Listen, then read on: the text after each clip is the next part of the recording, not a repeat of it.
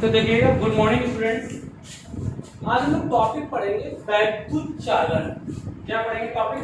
वैद्युत चालन, यानी इंग्लिश में इसको कहते हैं इलेक्ट्रिसिटी। क्या बोलते हैं? इलेक्ट्रिसिटी।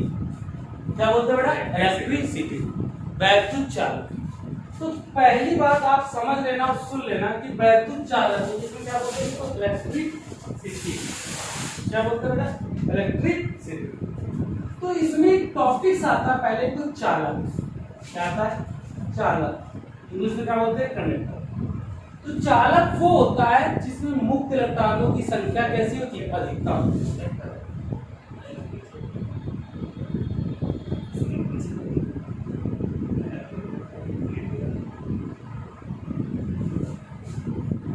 मुक्त इलेक्ट्रॉनों की संख्या की अधिकतम कैसी होती है बेटा?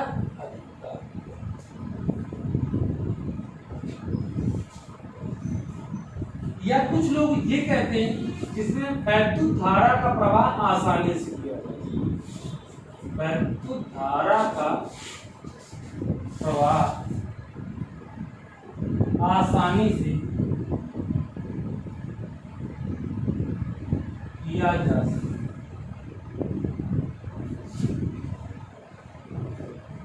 ठीक, मुक्त इलेक्ट्रॉनों की संख्या की अधिकता होती है कि वैद्युत धारा का प्रवाह कैसा किया जाए? आसानी से। कॉन्सेप्ट क्लियर हो? एक बात और समझ लीजिएगा और सुन लीजिएगा, ये चालक होता है और इसके नीचे अचालक होता है। इंग्लिश में क्या बोलते हैं इसको? इंसुलेटर, अचालक। तो ये जस्ट इसका कैसा होता है? उल्टा, यानी इसमें वैद्युत धारा का प्रवाह आसानी से किया जा सकता है, इसमें वैद्युत धारा का प्रवाह आसानी से नहीं किया जा सकता।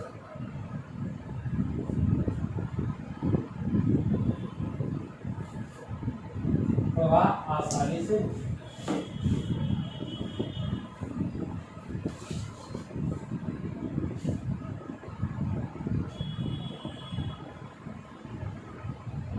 नहीं।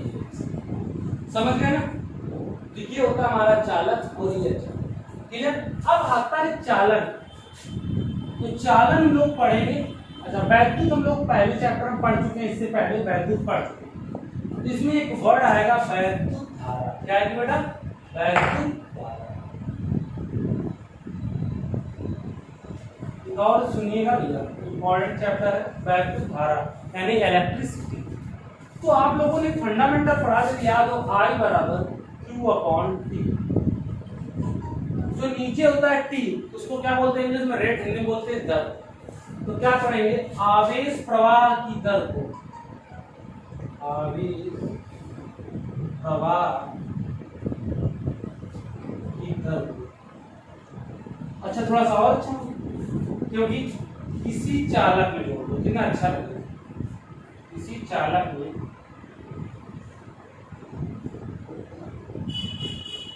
आवेश प्रवाह की दर को क्या कहते हैं? वैद्युत धारा। क्या कहते हैं बेटा? वैद्युत।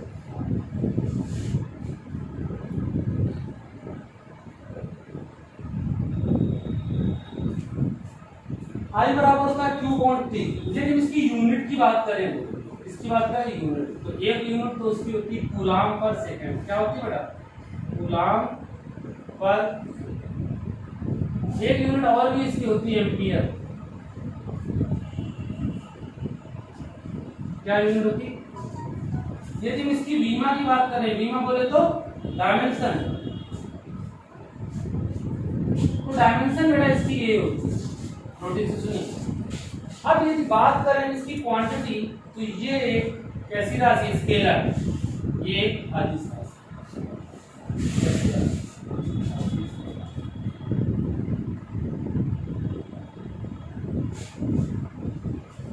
कोई दिक्कत? ये हमारी होती वैद्युत धारा। एक वर्ड इससे जुड़ता है करंट डेंसिटी, धारा घनत्व।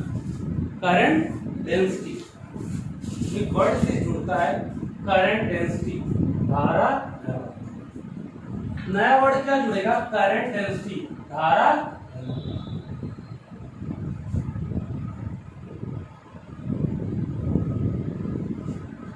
तो बेटा इससे किससे रूल करते हैं? जे। जे बराबर होता है क्या है? I/, तो याद रखना ए को बोलते हैं क्रॉस सेक्शन एरिया, अनुप्रस्थ काट का क्षेत्रफल। यानी जैसे कि हम वायर की बात करें तो वायर तो सिलिंड्रिकल होती है, लेकिन क्रॉस सेक्शन की बात करें तो कौन सा पार्ट होगा, ऊपर वाला पार्ट, यानी इस पार्ट का एरिया, इस पार्ट का एरिया। तो लैंग्वेज क्या बनेगी, कोई चीज नीचे हो उससे क्या पढ़ते हैं, काम। तो नीचे की पढ़ा तो क्या पढ़ेंगे, काम। यानी किसी चालक की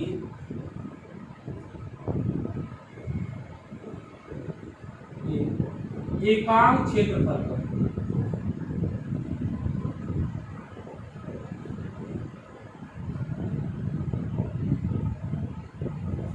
प्रवाहित वैद्युत धारा, किसी चालक एकांक क्षेत्र पर प्रवाहित वैद्युत धारा तथा अनुप्रस्थ काट के क्षेत्रफल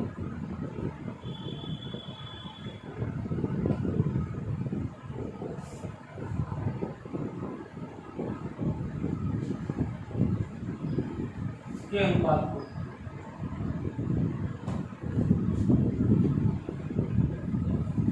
वही कहते हैं।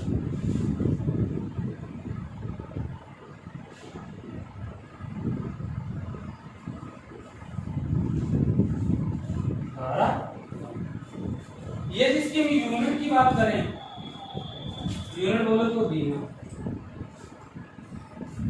तो बेटा ampere per metre square, right. यदि हम इसकी बात यूनिट हो गई और बीमा की बात करें तो एम्पियर की क्या होती है ए और इसकी क्या होगी एल स्क्वायर।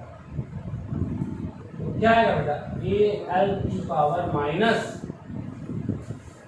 कोई प्रॉब्लम। एक बार और याद रखना, जैसे धारा हमारी अदिश राशि थी, ये कैसी राशि होती है बेटा, सदिश राशि। ये कैसी राशि, ये वेक्टर क्वांटिटी, कैसी क्वांटिटी है, वेक्टर क्वांटिटी, यानी कि सदिश। अब एक छोटा सा इसमें आता है बेटा न्यूमेरिकल केस, एक छोटा सा क्या आएगा, न्यूमेरिकल केस। कैसा न्यूमेरिकल केस,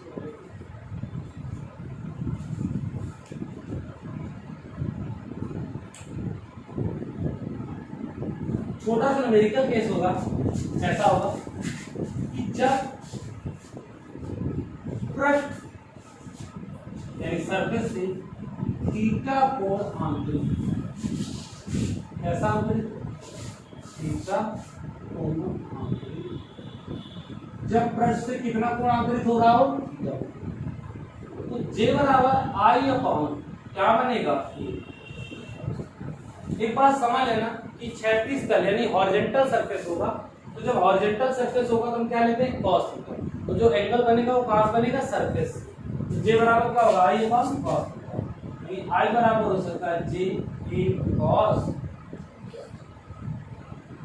ये एक स्पेशल केस है, यानी स्पेशल पॉइंट है, कोई दिक्कत। ये तो स्टार्टिंग के हमारा लॉजिक था, अब हमारा स्टार्ट होगा इसका चैप्टर।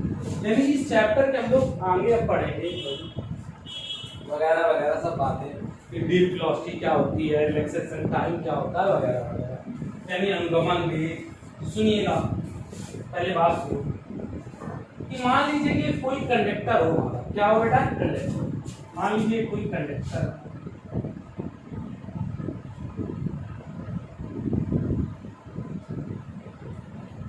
कनेक्टर है, उसको कहां जोड़ दिया, बैटरी से। अब इस कंडक्टर की कुछ ना कुछ तो लेंथ होगी, फिर इसका कुछ ना कुछ क्या होगा, एरिया होगा, और जिससे जिसको क्या माना देगी, और इसमें प्लस चार्ज, इधर क्या होगा, माइनस। अब इसके अंदर क्या होते हैं, इलेक्ट्रॉन। क्या होगा बेटा, इलेक्ट्रॉन है, तो आपस में कोलिजन करेंगे। कोलिजन समझते हैं ना, संघट। केमिस्ट्री में टॉपिक हट गया है, चैप्टर में कोलिजन थ्योरी। तो संघट करेंगे बेटा, क्या करेंगे, संघट करेंगे, यानी कोलिजन करेंगे आपस में, ठीक है। तो पहली इसमें एक डिफिनेशन बनेगी अनुगमन की, कैसी बनेगी, अनुगमन, या जो पहले बढ़ा रहे रिलैक्सेशन टाइम, शांति का, क्या लिखो बेटा, शांति।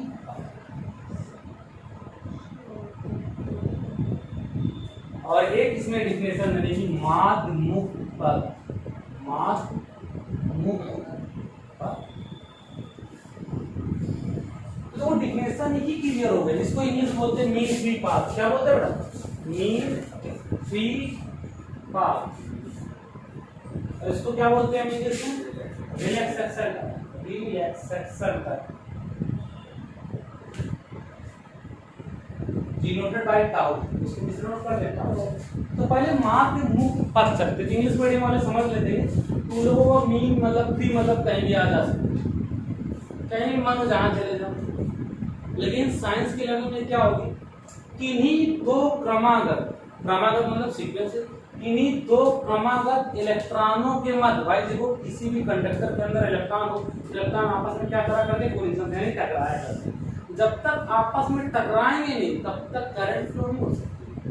तो किसी भी चालक के या किसी भी कंडक्टर या कुछ भी हो जिसमें करंट जाए, तो किसी भी चालक के अंदर किन्हीं दो क्रमागत इलेक्ट्रॉनों के संघट्ट के बाद, किन्हीं दो, कोई भी दो इलेक्ट्रॉन आपस में संघट्ट, संघट्ट मतलब होता है कोलिजन करना, कोलिजन मतलब टकराना, टकराने के पश्चात चली गई दूरी, चली गई दूरी वो क्या कहते हैं? मार्ग। मतलब आप समझ लीजिए दो शराबी चल रहे हैं, सामने बगल सामने हमें चल रहे, पहले तो तेरी माँ मेरी माँ, तेरे अम्मा तेरे पप्पा करें, फिर लड़ाई हो गई, लड़ाई होने के बाद फिर चले जाए, उसे क्या कहते हैं? मीन फ्री पाथ, मार्ग मुक्त पथ।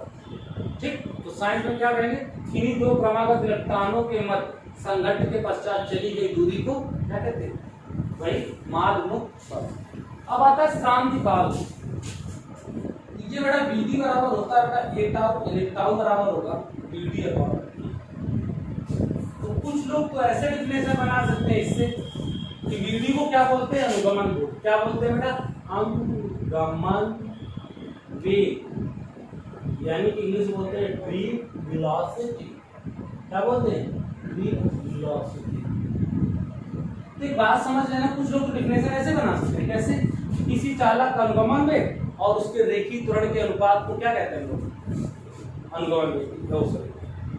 क्या कहते हैं? श्रांतिकाल। किसी चालक के अनुगमन वेग और रेखीय त्वरण के अनुपात को क्या कहते हैं? श्रांतिकाल। यानी किसी भी कंडक्टर के ड्रिफ्ट वेलोसिटी और कौन सा एरिया, कौन सा एक्सीलरेशन, लीनियर एक्सीलरेशन में जो रेशियो होगा क्या लगेगा?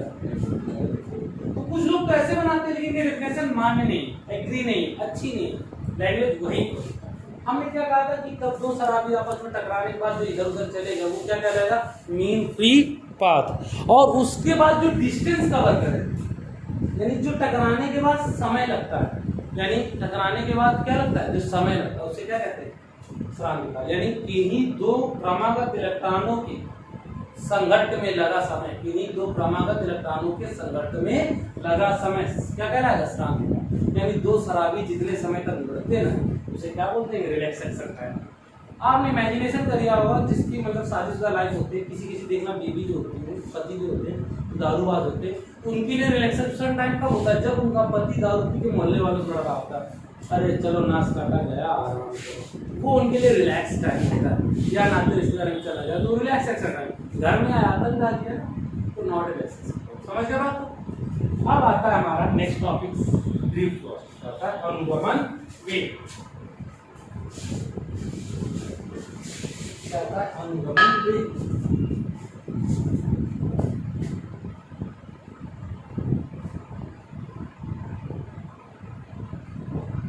अप्रॉक्सी 10⁻⁵ सेंटीमीटर पर सेकंड होता है, ये लगभग होता है किसी भी चालक का।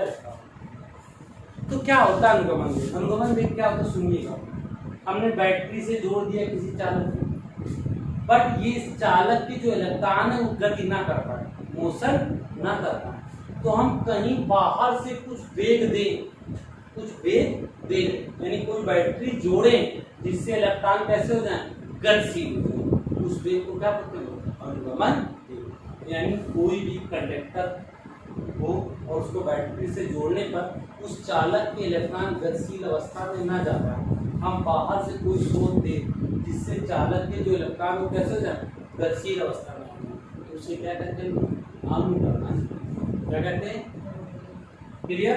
अच्छा, यूनिट वही होती है मीटर पर सेकंड। ओके, तो आप लोग जाइएगा इट इज गुरु कहाँ पर, इट इज गुरु वाली प्लेस सर,